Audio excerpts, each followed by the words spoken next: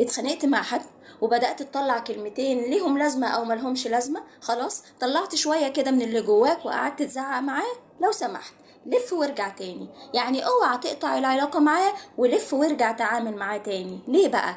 لأن اللي مش هتحتاج له وش دلوقتي هتحتاج لقفاه بعدين. انت عارف ليه؟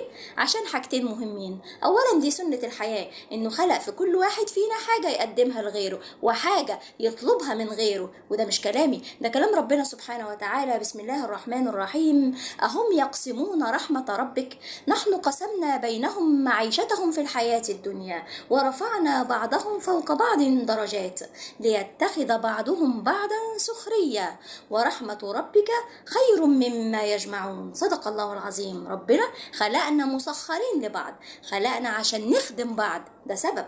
السبب التاني ان حضرتك دلوقتي مش محتاج، هيجي عليك اليوم ان انت هتحتاج فيه. ليه؟ لان